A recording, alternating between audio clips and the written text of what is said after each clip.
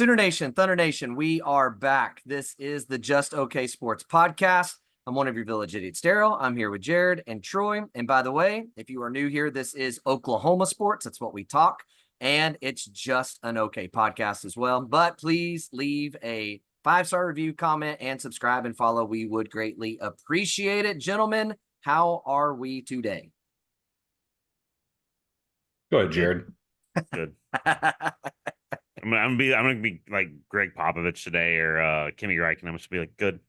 Good. No, Gonna be a short podcast. Yeah, it was dude, it's been I don't know, like it's been pretty crazy here. It's like, obviously there was like all the flooding south of us, south where I live at least, a couple weeks ago or whatever. Dude, it is like supposed to rain. It just rained. Like I looked the other day and it's rained here where I live, like 2 weeks straight, and it's the next 10 days the forecast has rain. Like, dude, it almost sucks. And what sucks about it is it's like it's hot all day, and then it rains. Like it does rain, like it'll probably start raining here in about the next hour or so, probably. And so like it cools everything down before nighttime, but it's like you still have to go through the entire day of being blistering hot. So anyway, yeah. But yeah, no, things are good. Been busy as crap, but yeah, I'm just ready for football to be back. Ready for football to be back. Amen. That's a half a minute away. It's coming fast. Not really, because in 2 weeks we have NCAA football dropping. Let's go. Did I just make my pre-order today? Yes, I did. Yeah. By the way, speaking of, this is my transition. Speaking of that, okay, they dropped their 25 hardest places to play. This is in the flow. What's funny? We were just talking about this before the pod while you were. I don't care. We'll do it live. We're gonna do it live, and I don't care about my personal life. No one cares about my personal life. I care about this. I care about the 25 toughest places to play. We actually talked about this while you were on the phone with your butler, telling him to fuel up the G5 on the runway. Hey Tim, if you're listening to this, I was on the phone with you, and so you're not my butler, and that's just Jared being a horse's batootie. Patootie. So yeah. Right, so 25. We'll just skip to that, I guess. Let's just go right to it. Troy, how did you feel about it? Hey, a matter of fact, Troy, here's what we had in the flow. You ready? I don't care about the flow. Here's my thoughts on this. I want your thought this way, though. I want you to tell me for OU starting, if you think that the ranking was a bullseye or if it was bull crap. And I'm going to go back and do unnecessary editing when we put this out. So if you decide that it is, then it's going to have a bleep on it as though you said something else. Let's just do. Okay, go ahead. Let's just run through the 1 through 25 real quick. Yeah, I got it right here. Go. Okay, number 1 is Kyle Field, Texas A&M. Why'd you start? Okay, stop. You don't start with 1. You start with 25 and go to 1 to build the suspense. Oh my Lord. Okay. Well, we had it in the flow the other way, so we were just trying to go off of. Yeah, we were just. I have to build suspense. What am I dealing with here today? Come on, this is our new time to start recording. This is what I'm dealing with.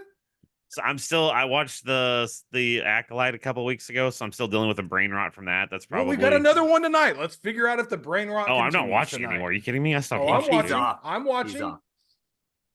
So 25, Troy, go backwards. Go for it. It's you. Fine. Mississippi State, 25. 24, Boise State, Arkansas, Michigan State, Notre Dame, Iowa at 20, Texas at 19. I'm just going to say it here. Daryl, you're going to hate me for this podcast. Uh-oh. That's bullshit. Okay? Wow. They shouldn't be in the top 25. Oh, I wouldn't go that far. Really? Because Kansas beat them on their field. Oh, okay. Do you want to go through who's beaten us on our field in the last couple of years? Not a ton lately. Not a ton. Okay? All right. Utah at 18. Vautech at 17. Michigan at 16. Kind of feel like that should be a little higher. That's just me. Okay, so we'll go through. We'll keep going. Sorry. 15, South Carolina. 14, Auburn. 13, Tennessee. Tennessee deserves to be top 10. I'm sorry. They deserve to be top 10.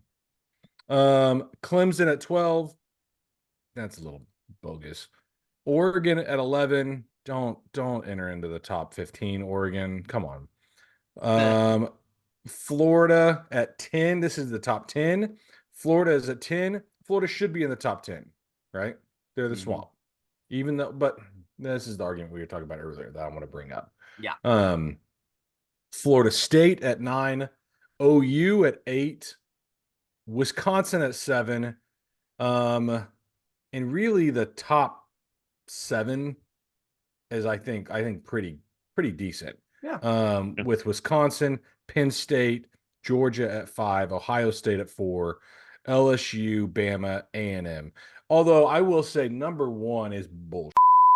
Number 1 is well, so okay. Bullshit. So we had this conversation because back in the old game and however many, a decade ago or whatever, there was an element to that, the way that was calculated, that was like based on your home record. So like when you played through Dynasty, if you won a bunch of home games, it would make interesting. That better. That's the argument you're bringing on. Right. But here's what we're thinking. Daryl and I were just discussing this before, again, with the G5 on the runway. That some of that makes sense with some of these rankings, right? Like Alabama's been extremely good at home, and I mean, obviously they are who they are, yada yada yada. But then it's like, okay, but then you look at A&M, and you're like, okay, well, A&M has not been. I don't know what their record is at home, but they've not been great. Even like when you run through, it's like, okay, well, like Iowa's not been great, right? Yeah, and like I said, I would even say like we were talking about it, and then I was like, okay, well, maybe it's like the tradition stuff, like, right? Because they did say in this game that like that's a big part of like what they brought into the game was like the traditions. Like there's the like when the OU guys run out, they have the pyrotechnics and they hit the play like a champion deal and all that, whatever, right? And that's great because then you have like Wisconsin. You're like, okay, well, like Wisconsin's kind of been like a team, but they do have jump around. Virginia Tech being on there. Virginia Tech hasn't been good in a good while, but they have Enter the Sandman, which is one of the most well-known home things in college football. But then it's like I said, it just doesn't it just feels I don't know how that they built this ranking because some of it just I don't have a method to put it to, so I just have to go over overall. Yeah. So yeah, well, A&M being one. Even I'm sorry, but like LSU, like the biggest bull on the whole list is LSU being 3. The LSU is top 2, period. Like, yeah, like you can argue. Nobody wants to play in Baton Rouge at night. Nobody wants to do that. No one. I don't care if you're out of conference. Like Jared and I were talking about this before, and they are hopped up on meth if they're playing the school of scientific discovery. They're going to be sold out and losing their minds in that stadium. Like, and that's what part of it should be. Like, your teams can still be bad. And I think that's what's weird. Like, South Carolina has not been very good the last several years, but I do think their home crowd's incredible, week in and week out. So they make the list. I just don't even know like what Mississippi State, right? They've not been good, but they have the cowbell, right? Like it's like every team that you look at that you have to like. If you want to try to give a justification for it, it's like, well, some tradition. Like, even like you were saying, like Arkansas, to some degree, they're a rowdy squad, but they have the whole Sioux Pig thing, whatever. Yeah. All right. Here's a pop quiz. Who has in the nation? I just brought up the list. Okay. Who has the most home wins ever? Oh, ever? Yeah. Ever, like since they started, like since it'd probably be Ohio State or Michigan, I would guess. It is Ohio State. Yeah. That is correct. They have 114. Okay. Wait, it's gotta be more than that. They have 114 wins. Just home wins. It's just home wins. Just home wins. Because those early years of college football, they only played like 6 games, and like 3 of them would be at home. Sorry, I'm just looking at this list. This is interesting. Yeah, so like they're like I pulled up this website. Florida State, Ohio State, Boise State, OU, Florida. some of the best advantages when it comes to margin. Oh, Alabama, Clemson. It's interesting Yeah. looking at this. And But oh, go sorry, go ahead. ahead. No, No, you go. finish. I don't know. I was just kind of rambling, I guess. Well, Go ahead. my thing is like it is a hard one to decipher because, like we said, LSU, good or bad, they're crazy. Like you're insane to not put them in there. And while I don't like A&M at 1 because I don't think it's like this overly like intimidating atmosphere, they are sold out almost every single game, no matter who they play, and they do their dumb Aggie chants the whole time, and their 12th man. Like I get why they might have put them up there, but like OU, like I'll just be honest, I don't think OU deserves to be 8. I think that's bull crap. Okay, let me ask you this: how many games have they lost the last few years at home? OU at home? 2. That's it. Okay. They're 17-2 in the last 2 seasons. There you go. I mean, yeah. Well, okay, well, this is the other one that I circled because I've been to a game there, and we talked about that, I think, last pod. Neyland Stadium for Tennessee, I don't know how you keep them out of the top 10. Yeah. Like Neyland, when I went, and of course I know it was one game, but I went and saw them play OU. That was, I don't even know how to describe it. It was just well beyond anything that I've ever seen in any other stadium I've ever been to, any other game I've been to. I like, to be honest with you, and like OU fans, y'all guys are probably going to be mad at me. It was louder and crazier than OU Texas. Yeah. Well, yeah, there's 100 and what they fit like 103,000 in that stadium. Yeah, I don't remember what it was like 103. Yeah, was the attendance for the game I went to. Like that's my thing, that it's really hard to quantify because it's just tricky. I do think LSU being in the top 10 is a bullseye. I think them making sure to get Virginia Tech in the top 25, I think a lot of people wouldn't have thought of them, but the Inner Sandman, they do have good crowds consistently there. I thought that was a bullseye to have them up in there. Here's the problem. There has to be a correlation between winning and the crowd, right? There has to be something between the two. Even if it's hard to play, what does it matter if you don't win the game? Just because you have a good atmosphere, good for you. You still sucked and you still lost. Yeah, that doesn't mean it's good. That's Jimmy's and Joe's. That's not crowd. That's what I'm saying.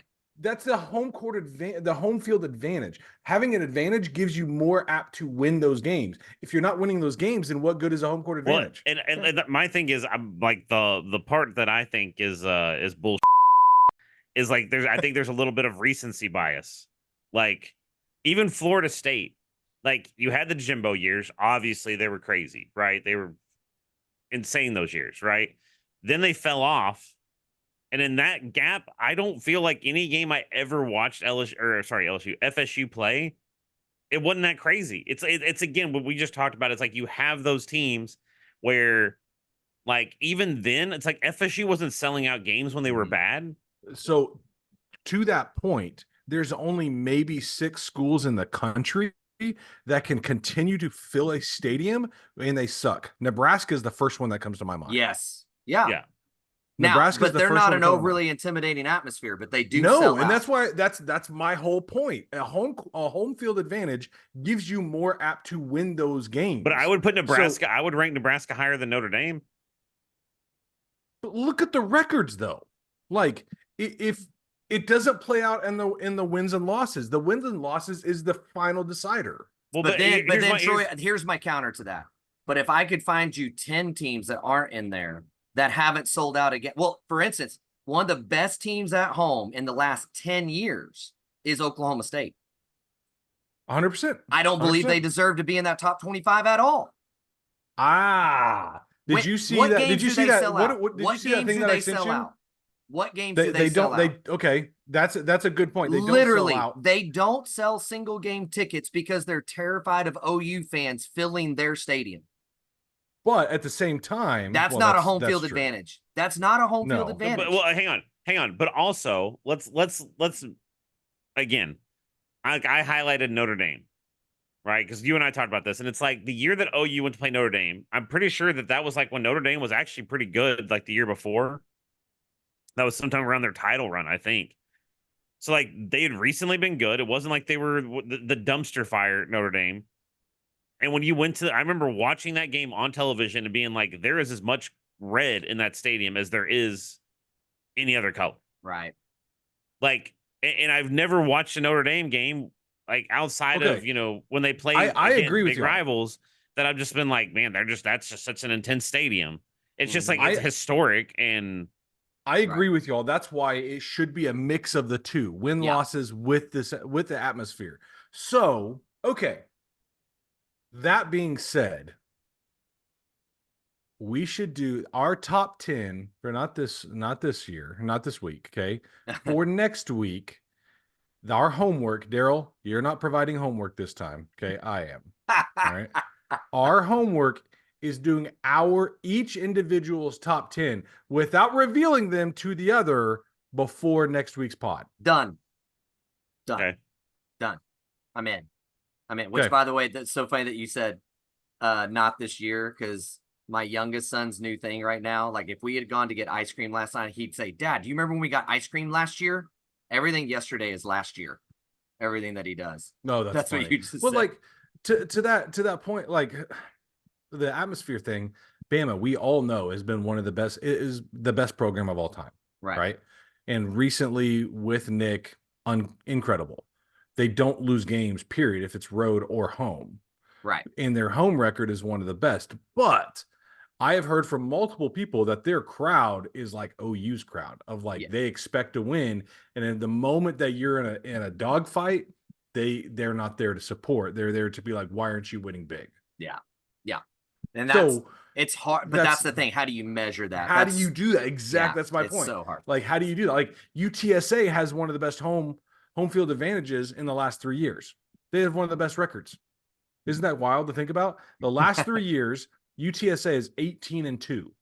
18-2 at home. That's crazy. James Madison is 17-3. But I wouldn't say that like those don't if they played Clemson, they're going to get their butts whooped. Well, but and that's of course them playing, a lower quality opponent because they're exactly. Yeah. Exactly. And OU's benefited that way on their home field as well.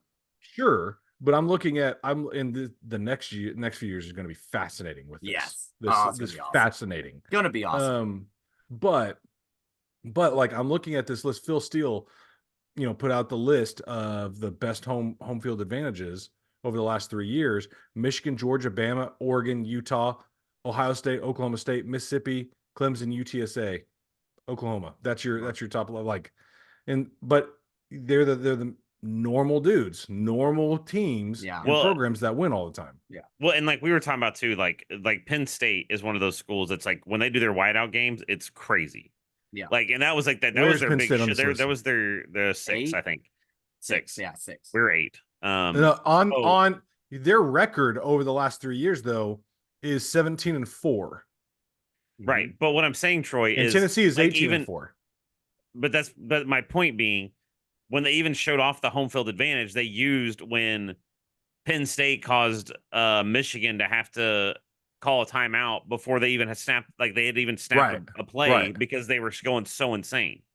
And that's like, where it's like you can't just take like atmosphere as the barometer. You can't just take wins loss as the barometer. Right. And I'm talking in circles here, I know, but you have to take the two together. Well, and that's what I'm saying. And I think, and like I said, the only thing I'd add to that is a little bit of the tradition, because even like the one that I would highlight to me is Wisconsin. Wisconsin, I don't think is absurd in either record or atmosphere overall, but they have jump around, which is awesome. Yeah. Yeah. Let's see where Wisconsin is on their last 3 years. Let's look. Hold on. I'm bringing it up. I've got it here. Wisconsin. Boys, where is Wisconsin? I found it. Wisconsin is 71st at 13-8. Wow. Yeah, that's tough. Cool. You have a good atmosphere. It doesn't work for you. They also do generally schedule Wisconsin against Ohio State and Michigan every single year. They have to play. That doesn't. Okay, let's say that accounts for 6 losses in 3 years. That doesn't account for the other 2. Oh my gosh! If it's a home field advantage, right. Seriously, like you shouldn't lose to Iowa at home. But at the end of the day, here's the thing: Wins and losses in college football still come down to one thing, and that is the Jimmies and the Joes. More than the X's and O's and more than the fans. And one place that's getting a lot of Jimmies and Joes right now is OU. They have been on fire recruiting lately. And so let's jump into that. Thank you very much, Troy. I appreciate No, that. Jared, acknowledge that transition. That is a solid transition. It was okay. It's okay. I loved it. I loved it. OU has now firmly put themselves in a top 10 position in the 25 class, and they are kicking off their 26 class strong. They got a commitment from Emmanuel Choice, a 4-star wide receiver, committed after the Champion Barbecue this weekend. By the way, he's 6'4", 200 pounds, gentlemen, running in and coming in. Here's the other crazy thing. A year ago, Emmett Jones was the first D1 program to offer him a scholarship. The first one. No one else had it all. As of this week, when he committed, he had 33 or 32. I can't remember, 32 or 33 Division I offers. So the turnaround on him and with the job that Emmett Jones did find him is great.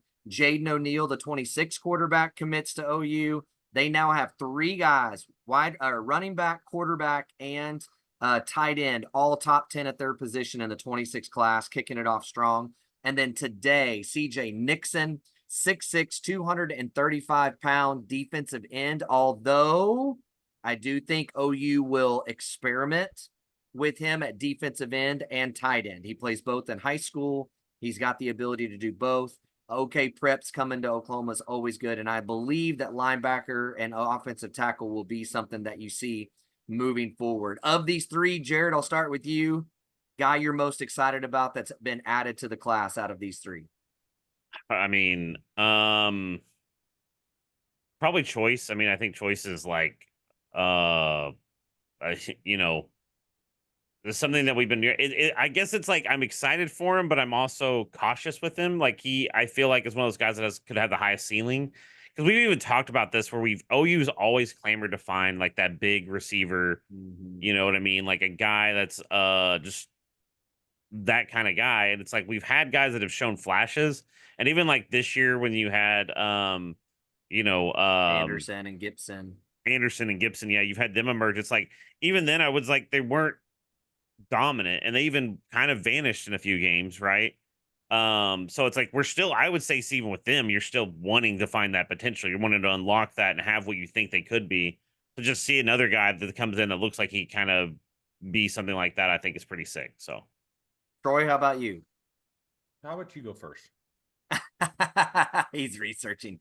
I mean, I think the guy that's the most intriguing out of the 3 is CJ Nixon. Just because this is a guy that probably spent about 75% of his time in basketball until the last year or so, and could still play basketball just about anywhere he wants to, but football's really come on strong and he's kind of transitioning that direction. And so I feel like those are the kind of guys that, okay, let's give a year committed to football with Schmitty and all the things. And then what are we going to get out of that? You know? And I personally believe in seeing his tape, if they will let him go from the defensive side of the ball and let him play tight end, I think it could be incredible. Him and Devon Mitchell together on the field in a 2 tight end formation would be incredible if they can both figure it out, because the athleticism would be through the roof, the size, the hands, all of it would be great. Now, the guy that's blown more people away of the 3 is Jaden O'Neal. Everybody that saw him at camp just raved about him. And the cool thing is again, you now have Arnold, Sperry, and Jaden O'Neal all in the boat. You are loaded at quarterback for 3 years. And I love the way that they're going about that, as opposed to the old ways of the old regime doing a quarterback every other year and just praying no one gets hurt. Isn't there a 26 quarterback that they're Oh, and Hawkins, sorry. Isn't there a 26 quarterback that they're or not 26, 27 quarterback that might commit in the next week? That might commit. That I was seeing. I was like, holy snap! Peyton Houston, I believe, is that's it. Which we again, the thing is look at it pretty much every well, I shouldn't say every, but look at a lot of the schools that have great classes. They revolve, especially on the offense side of the ball, around getting a good quarterback in the boat, right? So to have that in there, I don't think hurts you. So we will see. I mean, I think that that is a big pickup. Absolutely. So back to you, Troy. Any of them stick out to you at all? Or are you just dodging this to move on so we can get to Thunder talk faster? I'm going to dodge a little bit, but I'm going to stick. I'm going to go with what you said, Daryl, on CJ Nixon, because one, he's at a position of need. Yeah. Two, he is the number one player in the state. Mm-hmm. And you love to see that. I love Oklahoma kids. Yeah. Love Oklahoma kids. Because what was our national championship team in 2000? It's been 24 freaking years, y'all, since our last national championship. But even like the 08, 09, the last time that we really, it was peppered with Sam and Gresham were both OU. Yep. Or Gerald Oklahoma McCoy was a OU. Gerald McCoy, Oklahoma thank you. I mean, they were loaded with Oklahoma dudes. Well, and here's like the thing is everybody that I've ever listened to, like I know even like Gabe and Teddy, I think talked about it on a recent podcast, like the Oklahoma preps the next couple of seasons is actually really deep. It's really good. That's one of the best in the country. Yeah. Honestly. Yeah. And I would like to also give my kudos. A lot of people were questioning these position coaches, how they would recruit, how they would develop players. Can we give our kudos to Miguel Chavis? Can we please? Here's my thing. Yes. Recruiting, yes. But he's got to show some real results. I don't disagree. On the field. Don't disagree. That's my only thing with Miguel so far. Who is okay? Ooh, here's a great question for both of y'all. Gosh. Okay. Who is the best recruiter on our team? Emmett Jones. Yeah, Emmett Jones. Like I'm not outside of Emmett Jones, because the dude is amazing. Yeah. Give him the raise. Outside of Emmett Jones. Yeah. Because he just came on last year, right? Yes. So we get it. I get it. Everybody sees it. If you're going up against Emmett Jones, basically at this point, good luck with you. Who is the best recruiter on the team? Todd Bates. Okay. I mean, like, well, go. I want to hear yours, then I'll give my defense of Todd Bates. Okay, I am going to go with one that most people would not say, but when you really read like the interviews with these kids, there's a name that comes up over and over and over and over. I already know who you're gonna say. Go ahead. Bullseye. Correct. Who? Bullseye has been responsible for defensive ends, defensive tackles, safeties. Like if you read through, they will go, man, my guy. They'll say their position coach, and then they'll go, and Jay Bullseye is my guy. Like he does a lot. Most people don't see it that way because he has yet to really land like 3 top 5 guys at that corner position. But at the same time, the guys he's brought in ain't bad. I mean, he has brought in some legit dudes, and he sticks to his evaluations and goes for it. But he's right there. And then another guy I think deserves a shout out is Brandon Hall. I think that he is also elite as well. And if you think about where that safety room is today, think about what Alex Grinch left the safety room at and where it is today. Brandon Hall, you deserve your flowers, my friend. You deserve your flowers. But look, I'm not going to argue with Todd Bates either. I mean, Todd Bates is number 12 on 247's list right now. I mean, he's killing it. So well, can I give my reasoning behind Bates then? Yeah, absolutely. Well, of course, please. Go ahead. So I'm going to use even Todd Bates' losses in recruiting. It's like he's always in on the top guys, and not only that, there's so much smoke around. Like I'm trying to think. Oh, what was the name of the kid that went to A&M? It was like last year. Oh, not last year. The year before, the DJ Hicks. Yeah, like he's talked heavily about how Todd Bates, like he loves Todd Bates. There's so many guys, and I would even put him in that same vein with Bullseye, where I've heard Bates' name thrown around by guys that aren't on the defensive line. Right. And so I think he's that guy. And then, he's just a dude that it's like, if you send him, I guess the reason would be is if you send him into a room with the top rated guy, the number 1 recruit in the nation, Todd Bates is the guy that's at least going to give you a shot. And OU has not had that. Yeah. I mean, not many schools do have that, to be honest, unless they're just successful at that position. But he is that guy that he can go in there and give you a chance, and a very Pop serious quiz, morons. All right. Which I won't ask you the recruiters because you won't know the position coaches. Nobody knows the position coaches throughout the country, right? But which school? What are the top 2 schools with the highest average blue chip recruit ratio? score? No, we'll get there later. Okay, recruit score per that specific recruiter. So for instance, Todd Bates is 12th on 247's list. His average recruit is 92.38%. Or that's the average of the recruit. Okay. So which 2 schools are the 2 highest on that list? Ohio State and Georgia. Okay, Jared. I feel like Ohio State is one. Okay. But I feel like the other one, I'm guessing you're asking because it's something off the radar. Okay. Clemson. Okay. Both you guys didn't even hit the board. Okay. Miami. Jason Taylor, the defensive line coach for Miami, 96.66 average recruit. Wow. And then Fran Brown, the head coach for Syracuse, at 96.06. No lie. I'm looking at 247's list right now. By the way, shout out to my boss, Tim Pease, because he is bullish on Syracuse making the playoffs this year. Wow. I mean, Syracuse, I will say Syracuse has been on the rise. So, yeah. First of all, you go look at Syracuse's schedule. It is really bad. It is the easiest in the country. Yeah. If you've seen this thing is absolutely wild. They play Ohio, Georgia Tech, Stanford, Holy Cross, UNLV, NC State, Pittsburgh, Va Tech, Boston College, California, UConn, and Miami. If they're good at all, they're going undefeated. UNLV will give them a run. I'm just saying, if they're good at all.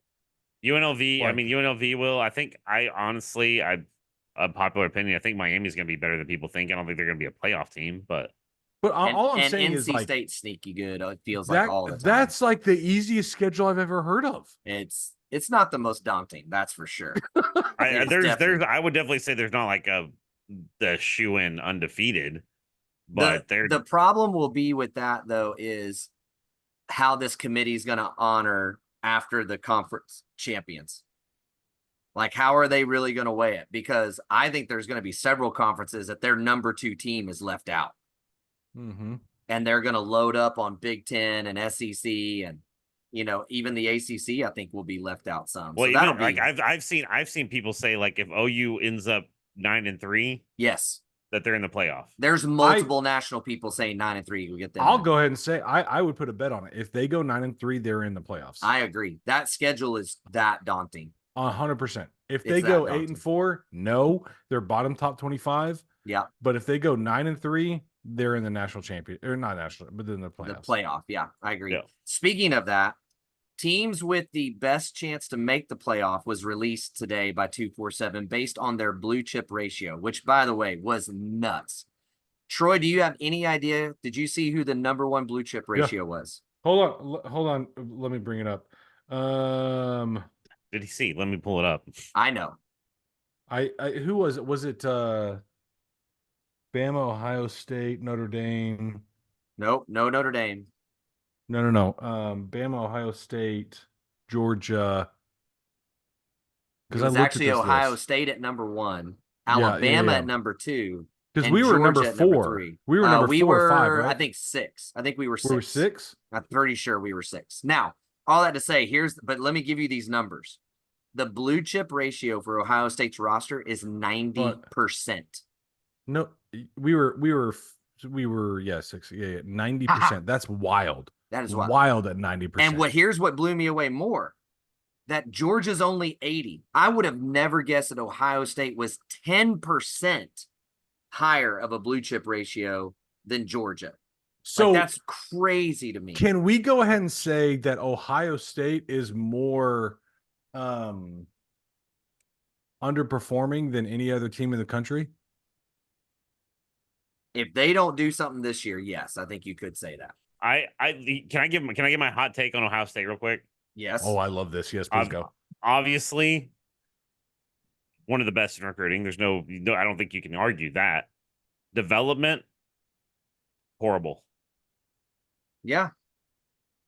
It's not, well, it's certain positions. It's been really good. Their defense the last several years is what they haven't been able to figure out. Now, I do think Jim Knowles has got them going the right direction, both in scheme and development. Finally, I think he's putting some things together, and they could be tough. Well, I'm just saying, when you look at their like the people that came out of Ohio State over the last 4 or 5 years, it's like all those people were just gonna be good. Like Marvin Harrison Jr. Yeah. Like, did anybody think, well, he's gonna need some years to get developed at Ohio State before he's any good? Yeah. Right? The Bosa brothers, you know what I mean? Like it's just when you think of their top tier players. I can't think of anybody, and I'm sure hopefully we get an Ohio State stand that just jumps in at me. But there's nobody I can think of that just was like they like Ohio State took them and built them into an NFL prospect. Well, and even so, when you have that level of talent, CJ Stroud's, Marvin Harrison, and so forth, so on, you gotta get to a final more than once. Yes, Troy. Okay. What school has the most NFL players? I believe it's LSU. Because this is in direct correlation of what we're talking about here. LSU or I would say LSU or Bama. Okay, LSU is second. That's a very good guess, Daryl. It's so somebody you're saying Ohio State. Is it somebody you wouldn't think quite? Michigan? Like, I'm not giving you hints at all. Just give me a guess. I'm gonna go Florida. Okay. Florida. I'm just picking something off the Florida's 12th, Jared. Michigan. It's Bama. Your first inclination. Well, I said it, then you don't like. Yeah. I wasn't gonna give you a hint, like any inclination. They have 77 players in the NFL. So Bama has been able to develop and get the blue chippers. Right. Okay. Good job, Bama. That's why you're the best program of all time. Yep. Especially in the last 20 years. Yeah, no question. Absolutely. No question. LSU at 64. Hey, LSU, you are underperforming. You've got 2 national championships in the last 20 years, but you have the second most players in the NFL. You can't develop players, but you got all the talent in the world. Yeah. Get better coaches. Yep. Period. Yeah. Culture's Ohio State ties them at 64 players. So yeah, you can go ahead and say the same thing about Ohio State underperforming. Yeah. You know who else is underperforming? Hold on. Where is OU on the list? 6. I would say somewhere between 9th and 11th. Gosh. Jared, you suck. Daryl is very good.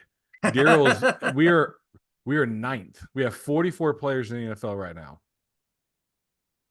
44 Finally players. A victorious day. Okay. Finally. Washington has more than us. Wow. Penn State has more than us. Notre Dame has more than Georgia obviously has more. Michigan obviously has more. But the trenches, the man. Washington one. Trenches. It's all That's trenches. changing. That's all changing now. That's changing. It is changing. And speaking of that, so the other thing that came out on that list that the Mainline podcast, I know I'm trying to get us going. So the Mainline podcast put this tweet out. While OU now ranks at 73% blue chip ratio, do you know what it was when Lincoln Riley left? Oh, that's a great question. Can I guess? Yep. Daryl or Jared, do you already know? Yes. Oh, because I don't look at the flow. This is perfect for me. All right.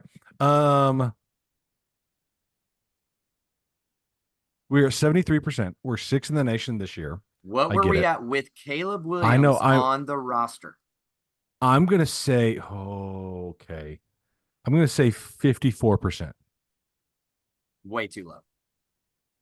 Oh, well, then what is it? 66%. Screw you, Lincoln. Get Now- out of my town. Now, here's the thing, because Jared and I talked about this. Number one, it was at 66% with Caleb Williams, with Mario Williams, with Latrell McCutcheon, all the guys that he Wow. vacated out Yeah. in the midst of all that. It was at 66%. In going into his, this is just the third season, right? Am I crazy? Third season. Yeah, third season. 73% for BB. What's at USC? What's at USC right now? Do you know the answer? Because I do. have no idea. 59% for USC going into this year. Yeah. I mean, speaking of, so Darren and I talked about this, and I just want to touch on it while we're talking about this. USC has had a mass exodus of recruits here lately, decommitting. Yep. Ole Miss one came yesterday. in last weekend, right? One of those came in last weekend for the no, visit, he right? canceled, went to Georgia, committed to Georgia yesterday. Yeah. That's fun. But he's also from Georgia. I will give him that. He's from Georgia. But Ole Miss had 3 decommits in one day. Oh, their NIL ran out. That's why. Yeah, people were joking. People were joking that the check started bouncing. Yeah. But all that to say, just Lincoln Riley, man, like, I think we all loved his offense.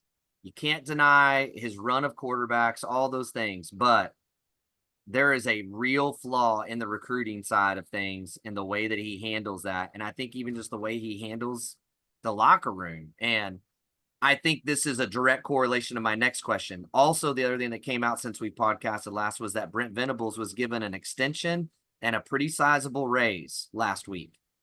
And a lot of people really scoffed at that and said, why would you do that? And I think we can all agree, BV has not done what we thought he would do in his first 2 seasons. He's lost some games that we all very much expected him to win. I don't think you expect BV to lose to Kansas and to Oklahoma State. I don't think you expect BV to not even play for a conference championship in his first 2 years. But he also had a 66% blue chip ratio roster that was gutted of blue chips that he had to come in, and then other guys transferred to other places as well. And then going into his 3rd season, which, let's be real, his first recruiting class was not a great recruiting class. So really, in 1.5 recruiting classes, he has bumped it to 73%. That is an impressive job by Brent Venables, and he has hired recruiters down and throughout the staff. I believe that's the reason he got his extension and his raise, both. I will say this. We were all questioning, like, why is he bringing these guys on? Who is this? Kind of like what we were talking about earlier in the pod, right? I have all the trust in the world that he's going to hire who he needs to now. Yeah. He knows where they're at. Like, he brought on Emmett Jones, right? He took a little time to bring on Emmett Jones, but Emmett Jones is lighting the world on fire now. Yeah. So good for you, and Brent. I think the other thing that people need to people talk about is how many great coaches or coaches that were great at one time or whatever that you've heard after a few years. You hear people, not even a few years, sometimes you hear it immediately that people didn't like working with them.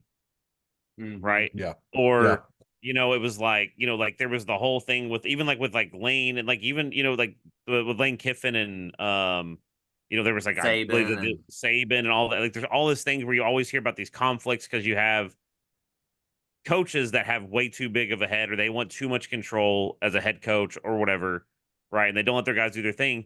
And you don't hear that with Brent. Like with Brent, you hear about great culture. You hear about other coaches. I mean, you even hear, like I said, you hear rival coaches that very rarely talk positive about OU, and like Steve Sarkisian and Mike Gundy, who have both said good things about BV. Yeah. The funniest thing is, can you guys remember anybody ever saying, I loved working with Nick Saban? No, they've always said, I learned so much from Nick Saban. Right. I learned how to do this or learned how to do that. Which nobody has ever said, I loved his culture. I loved being around that dude. Nobody's ever said that. We talked about this a little bit, I think last pod, but I think with Saban, it was he was so rigid in how he was that it was but it worked. It doesn't matter. It worked. Yeah. Well, no, and but that's what I'm saying. Even the podcast I was talking about, I think it was last week, about where he wasn't going to change his practice time, and he ended up sending a private jet just to get a kid home for Christmas and all this stuff. It's even it was they were saying he was Lane Kiffin was even it was impressive to me that he did that. As hard as it was to work with Nick, And as much as it was for him to be such a like rigid and hard person to cooperate with, he made sure that things were taken care of. Right. Like those are things you hear. So, but with BV, everybody that's moved on, everybody that's worked around him has spoken about how he was their mentor and he such a more positive light. Yeah. I have breaking news, y'all. Uh-oh. Is this about so who was in the College World Series baseball finale? A&M and Tennessee. Tennessee. Yeah, sorry, Tennessee. Guess what? Uh-oh. The A&M coach 15 minutes ago just took the Texas baseball job.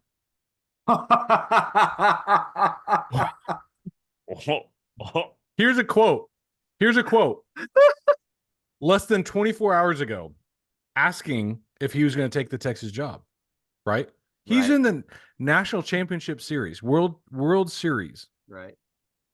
I think it's pretty selfish of you to ask me that question, to be honest with you. I left my family to be the coach at Texas A&M. I took the job at Texas A&M to never take another job again, and that hasn't changed in my mind. Wow. Dude, like, again, I understand that you can't come out and go, yeah, I'm taking that job, and you have to deflect it. But this over speaking stuff that coaches do is ridiculous. Like, stop it. Just say, look, we are in a World Series right now. I need to be focused on that. And that is my main focus. And I'm excited to be the coach here, but I need to worry about that. And we'll talk about contracts after season. Like, that's all you have to say, man. Like, just, so dumb. So dumb. It's amazing. By the way, going back to your recruiting, the sum up for June in general for recruiting for OU is CJ Nixon, right? The number 5 athlete in the country this year. Marcus Harris, the number 1 wide receiver in California. Yep. California. Where you at, Link? Dude, where you at, just Link? go read some message boards about Lincoln Riley it's not amazing. recruiting California. They are really? down. He doesn't recruit locally. I would have never guessed. Emmanuel Choice, the number 9 wide receiver in Texas. Jaden O'Neal, the number 6 quarterback in 26. And Ryder Mix, the number 10 tight end in 26. And Jaden O'Neal's the number 1 quarterback in California. We are on fire. And here's like, okay, so that also makes me, because like it made me think of something. This is another thing that like we talked about whenever Lincoln was there and a little bit after he left and all that. But again, it was really highlighted to me this week because I think it was this week or it was last week where they had I think it was last weekend or week before, where they brought back a bunch of the former players. And they had like this big deal where they had and it was like Dusty Dvoracek and I think like Marvin Mims was there and Gerald McCoy. Like they had a bunch of them. And and I don't remember who it was, but I remember reading an interview with the recruit where he's like, it was so awesome to get to like sit down and talk with those guys. And he's like, it was like something like he said along the lines of like what it meant for them to be a Sooner. Yeah. Or to play football at the University of Oklahoma. Lincoln, why? You're an idiot. Like, think about it. Like he would not tap into that resource at OU. No. I'm going to go ahead and say it. Lincoln is a top tier, elite tier, S tier coordinator. He does not know how to run a program. He got it too early. And I will you can point the finger at whoever with that, but he was just too I'm going young. to point the finger at him because the story in my mind that I'm going to say is true is he forced Bob out so he could take the role because Bob didn't want to leave yet, but he knew he had to keep Link. Okay. You know what? I'll give you a hot take. I give Lincoln, he's an S tier play caller. As a coordinator, I'm still only going to give him like He's an S tier recruit because as a coordinator, you have to get those positions like quarterback, wide receiver. He's an S tier recruiter when those. But the problem positions. Is here. I don't disagree to some extent. However, recruiting in the trenches has still been a problem for him along the O line. He has had quite a few misses, even on the offensive side of the ball, and he builds a culture that if you don't have somebody like a Nick Saban over him that's going to demand and control a culture that is a championship caliber culture, it doesn't matter who he recruits. They're all going to get pissed and leave, or they're not going to produce. All right, then let me ask you this. Spencer Rattler, was he a miss? Yes. Wow. I've been, and what's funny is I say that as somebody that has said, when you talk about purely throwing a football, Spencer Rattler is one of very few humans. It is beautiful coming off his hands. But everything else about his game has been lacking. Yeah, for sure. Can we move on to the Thunder now? Yes, we can. Yes. And Troy, I want you to why don't you celebrate away, because there was a move made since our last podcast. Okay, before I just jump into that, I have to do breaking news. Oh, I have breaking news too, but go ahead. So it's being reported that the Thunder are showing strong interest in Brook Lopez. That's smoke. I swear to God, if he is willing to come off the bench, I think we win the NBA Finals next year. I'm not that far. Well, they said, are you kidding me? Okay. Yeah, Brooke, I mean, Caruso moves the needle more than Lopez does for me on this squad. I'm doing this based solely off of after the Caruso. Okay. What do we need now? Like, I'll get to Caruso in a minute, but what do we need now after the Caruso trade? It is Brook Lopez. It is I'll say your guy, Bobby Portis, right? But Brook Lopez would be the perfect dude coming off the bench. It'd be pretty. He's what Jay Will wants to be eventually. Yeah, I agree with that.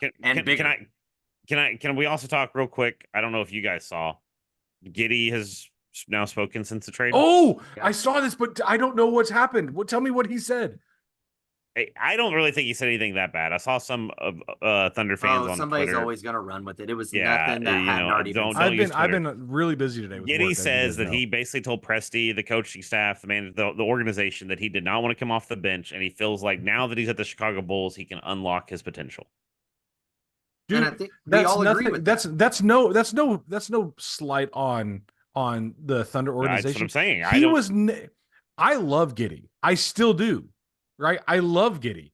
But the problem is he will never be on the level of Shai Gilgeous-Alexander. Right. And I won't even throw J-Dub in there, because I truly believe he won't ever be on the level of J-Dub either, but I'm not going to throw it in there. Not yet. He won't be there for SGA's level. SGA is legit a top 5 player or top 3 player in the NBA going forward. And he said it very tactfully, by the way, Troy. I saw it. I watched the video of him saying and he literally almost read Sam Presti's statement that he released on it. And he said, we had in-depth conversations. I understood why they wanted me to do that, and I get it. But at this point in my career, I did not feel like that was the best situation for me.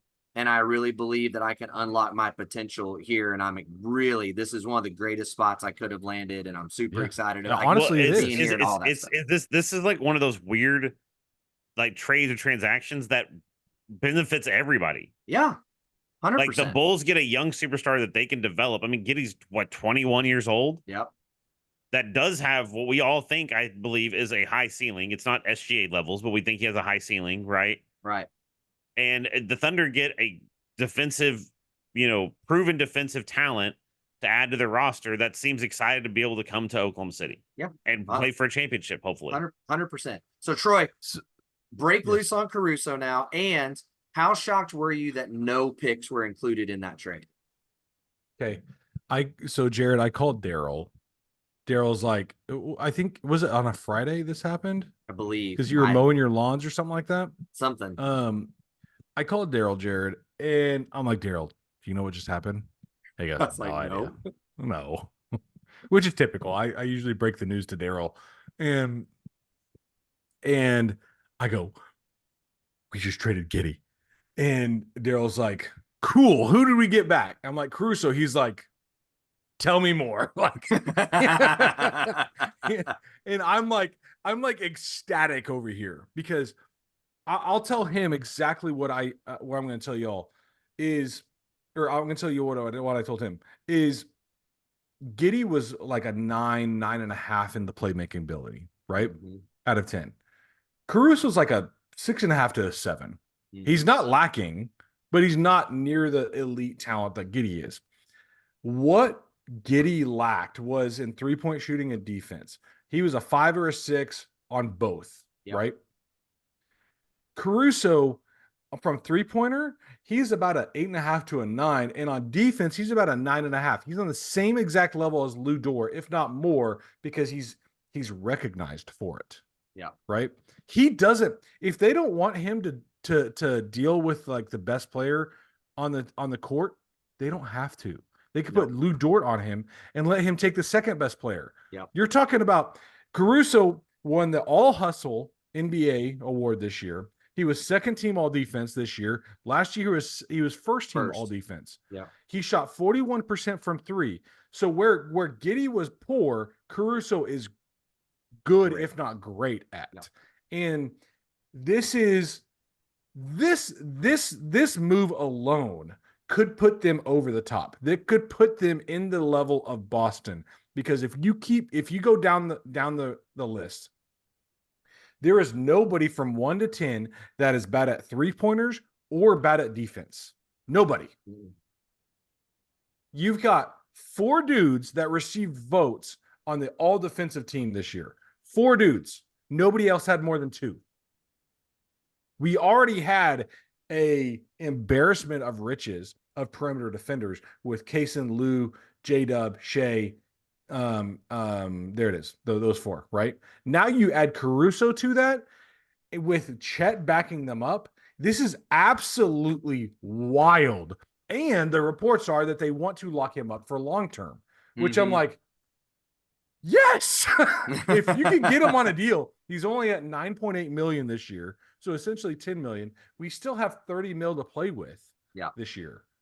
Like Shams said it on one of his interviews, I think with Pat McAfee. He said that like they're not done.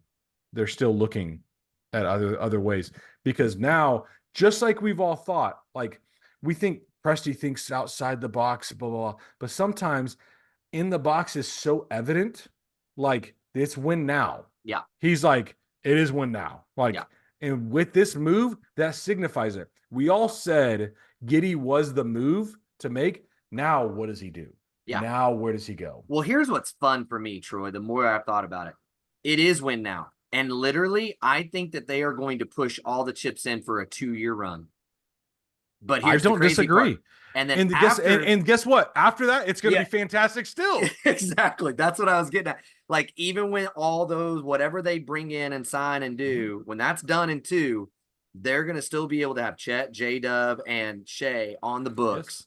Yes. Who knows what happens with all the TV rights and with gambling stuff? It's already going up. It's already going up. I mean, it's nuts to think what they could put together. Now, again, back to my other question. Were you shocked, though, that no trade or no picks were included in the trade? Because that was the first thing you asked me, I think. One of the first things you asked me when we were talking on the phone. And I had no idea. And then finally Andrew Schlecht, shout out to him, which he's awesome, by the way. He is awesome. Schlecht. Friend of the podcast, by the way. He's been on before. Yeah, there you go. Thank you, buddy. He put on Twitter, is like, to confirm, there is no picks in this. It was a straight player for player swap, which is absolutely wild, because even who was it? It was one of the NBA analysts, Bobby Marks. I was listening to on radio or podcast or something like that, and he said that he had multiple GMs text him, how many picks were involved in this? What did the Thunder give up? And he was like, it's not. It's a player for player swap. Mm-hmm. And that the Chicago Bulls turned down multiple first round offers for Caruso at the trade deadline. Right. And they even turned down, which came out yesterday, even turned down the number 13 pick from the Kings for Caruso. Right. And they said, no, we'd rather have Giddey. So 2 things. 1, we all undervalued Giddey in this. And 2 is that this draft is not good. This draft is crap. That's the bigger one, because I listened to 2 Bulls podcasts after all that went down, and they all were like, I am a little shocked there wasn't a pick included, but like multiple guys said, from everybody they talked to, in the organization, the first round picks they were being offered for Caruso were in this draft. So basically, it was GM saying, this draft's not any good. We can give them the 6th pick in this draft, and Caruso is a more proven commodity than anything in this draft. So we'll give you this year's picks. And the Bulls looked at it and said, even multiple first-round picks, we're not going to keep up with what Giddey has shown he can be and is comparatively, which led me to this, Troy. So here's a thought. This is my question I want to ask you. I'm curious where you think these people would land in the draft. And I know that you're not a big draft geek that looks at every single person, right? But here's the thing. 2 different Bulls podcasts I listened to said Giddey would be, one said a top 3 pick, another said top 5, another said top 7 in this draft. So let's just say he's a locked in top 10 pick in this draft, right? So that leads me to ask the question, where would Isaiah Joe go in this draft? You texted me this, and I think this is Daryl. I love you, but I hate this question. I know you do, but would you say top 20? Probably for Joe in this draft. How old is he? 20 now. Something. Do we know? I have to look it up. No, I don't know. Okay. Wiggins is what, 25? I think no. Wiggins is 25. He was in the same draft as Giddey. Well, yeah, but how many years did he play college? I don't know. I'm asking you. 25, Aaron Wiggins. Maybe you are right. Ha ha. Daryl wins again today. So I think first of all, I think Giddey does go top 3. I think it goes top 3. Because you're talking about I think he goes top 5. I don't think he goes before Reed Shepherd, Alex Sarr, or Zachariah Risarcha, whatever his name is, from France. I do think he goes before Matas Buzelis and Stephen Castle. I am butchering these names, so you're welcome. Welcome to your Isaiah Joe, I think he doesn't go before Rob Dillingham, who's pick 15. I put him kind of low first round. I put him probably in the I would 20s. say in the top 20. I would say in the top 20, 22. I think Wiggins has a more upside in that 15 to 20 Wiggins range. Wiggins for me would be bottom of the first round. And what about Oos? Here's the problem is I think he's 7 foot now. I think he's still growing. And so I think Oos goes top 10. 10, 12, somewhere in that range. So all that to say, as we think about what the Thunder are going to do next, and they may still sign a free agent, they may still trade, but when you go down this roster, guys that we look at as, how do I say, like, just complementary pieces of this roster. Not integral, but very complementary pieces to the roster. Now, I know you really like Isaiah Joe, so that's probably an insult to him for you. But, like, that's 3 guys that are generally coming off the bench for you that are top 15, top 20 picks in this draft. So teams that really are looking to rebuild, what could you get for a couple of those guys and even a pick or 2 is fascinating to me. And I think that's where it came out to for the Bulls. Josh Giddey's a top 5 pick in this draft. So let's go ahead and get a top 5 pick for Giddey. Like, we're getting a top 5 pick, if you will, for Caruso. And he's on an expiring. If he flames out and he's nothing, we still have our draft pick, right, to roll with, and we can move on. If he explodes and is what we think he is, we sign him long term, and we've got our playmaking point guard at 6'8" on the roster with the draft. I think it's a smart move by the Bulls in that way, that they could still build around him moving forward, but it's not costing them hardly any more than Caruso was, and they essentially got a top-end first-round pick for Caruso, if you think about it that way. So how many other teams will process it that way? We're going to give you, in what would be in this draft, and I looked it up, Isaiah Joe's 24. I think Oos is like 19 or 20. So all of them under the age of 20, 25 or under, potential first-rounders in this particular draft could really be something the Thunder could use, whether to move up or to try to pull somebody from a roster that is like saying they still need to build.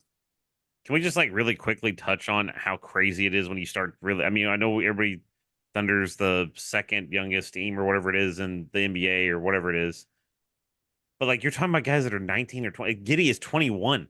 Yeah. And it feels like he's been on I this know. roster forever.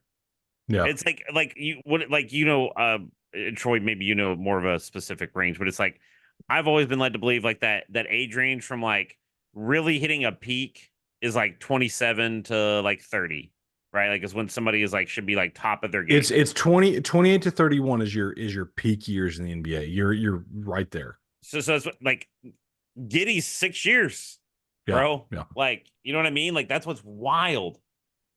And even in his deficiencies, he's improved every year. Right. Like his 3-point shooting's gotten better every year. Like those kinds of things. So I don't know, man. It's really fascinating. It's really, really fascinating. Here's a fun little tweet for the draft, because the draft is tomorrow. Yeah. Mm-hmm. So Bleacher Report has a fun little trade, which if they don't trade for a player, okay, because we have done a draft day trade every day or every year for the last 6 years, okay. Mm-hmm. So chances are we're going to make another trade. Trading the 12th pick and a 2025 pick in Lindy Waters for the number 6 pick so that we can go get Klingon, which I would do that trade all day. All day long. If you can get Klingon on this team, again, because I like that better than Lopez. He's 7'2", 280. And I know he doesn't put up huge numbers for Connecticut, but dude, that dude is good. That's but if you put him at center and now you put Chet at the power, I don't think he starts. I think he comes off the bench, by the way. Yeah, but even if you did start him, you don't need, like, literally we need you to be the rim protector and allow Chet to be off-ball rim protection.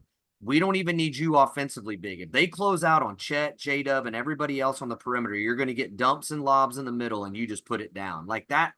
Oh my gosh! I'll say this: if they wanted to package some stuff for Alex Sarr, I wouldn't be mad about it. Yeah, it would be fascinating. So, last question, then we need to wrap this thing up. And Troy, I know you hate these questions, but I'll ask Jared first so you can have time to think. Do you think that the Thunder will stay with 12, trade back and get more picks, or do you think they trade up to go get who they want in this draft? Jared, I'll ask you first. I think they are going to trade back. The reason being is I do agree with you guys about like the 2-year run, but the way that I think, especially even the whole NBA is going, but the way Presti has tried to, I think, build organization, even back with Westbrook Durant days, was you had that mix of win now and keeping that leverage for the future. And if you learned anything from the Durant trade, you have to have the leverage for the future. You have to have that equity to be able to build into the future and keep yourself stable given a catastrophe happens with the player or whatever, right? So to me, it's like I do agree with you guys. I think going after Caruso is one of those plays that says we're trying to win now, right? But I could see him, especially with this being a weak draft. There are guys, like you said, that do, I think, move the needle for me and that I would like to get. But would you rather trade back, get some more leverage so that next year you can go into the draft and say, we want to get a top 5 guy and a draft that's much deeper with a higher ceiling? So that's my thing. I think we'll draft back. But again, I say this every time with Presti. Who knows? The dude's a wizard, so who knows? Yep. He's never drafted out, and I think this is the year he drafts out. I think he goes and gets a player with this pick and some others. Now, I could see him drafting up. I could see that happening for a couple of different players, Cody Williams or Klingon or whoever. But I think he drafts out and goes and gets a player. Like he just proved to us he sacrificed future for now. Yeah. With Giddy and Caruso. So that gives us a little bit of like insight of where his thinking is. We have no idea what this next move is. There is going to be another move. We have no idea what this next move is. And so that's what's really interesting about this. We knew that the most sure, if you were to put a bet on anything, what Presti was going to do in the offseason, it would be trade Giddy. That Yeah. was your bet number one. Bet number two, that was you're not going to get even close to even money. You have no idea what Yeah. he's going to do next. And so I think there's two different answers here. I do think there's one what I think Presti's going to do, and another one what I hope he does. I think he ends up trading up slightly, and but I also think like what I want him to do is to trade out completely. Yeah, yeah. For another player. For me, I just have no idea what he's going to do at all. No clue. And I think it'll shock all of us. I think that's what will happen. Whatever it is will be a shock. But the thing I wish and hope still is, and I heard this a lot today, there's been a lot of smoke with guys that you can tell have some kind of inside track from Schlecht and all them.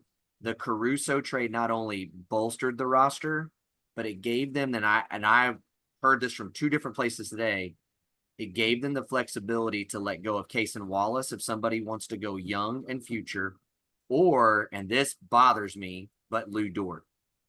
That they would be willing to part ways with Lou Dort because his contract's bigger, so they could trade for a bigger name, and Caruso takes over his lockdown spot in the starting lineup. Y'all, there's a lot of smoke about KD in the air right now. Oh, yes, there is. And I do not like it. I will stay petty. I think KD, I put like, this is okay. Thunder fans, give your pitchforks away. Let me finish my thought here. I put KD in the same category I put Russell Westbrook as far as coming back to the Thunder. I don't, there's no pitchforks there. If you would have said, I want KD to come back, or I hate KD and I never want to come back, there's going to be pitchforks on both sides of that. And so, I don't know what's going to happen, but there's a lot of smoke going on. And I mentioned this to y'all months ago of how KD has continually like propped up OKC, but it's almost like I saw a tweet the other day. If he were to come back and win a championship with us, it'd almost be like a healing process for the fans and himself. Man, I don't know. And I don't know what it would be like. And I've been on record to say, I don't want him here. I want the snake gone. And I don't want him to come back. Continue to throw us under the bus. I don't like the compliments from him. Yeah. So part of me agrees with you, Troy. The problem I have with it is he burnt the whole house down, and to come back when the house has been pretty much rebuilt and say, hey, I helped heal this. Here's the problem though. What heals all wounds? Wounds. Winning. Every time. It doesn't matter. There will be I would say it this way. If that happened, there would be a healing, but there would still be, the scar would look like our friend Tyler. Right? Yeah, like there's going to be a scar. There's going to be a That's a great way to put it. There's going to be a massive scar there. There will always be a scar there, but it's healed. Yeah. That's about what it's going to be. But yeah, look, Schlecht has said it straight up.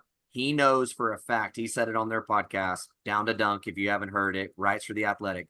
There is 100% KD's people have reached out to the front office of the Thunder.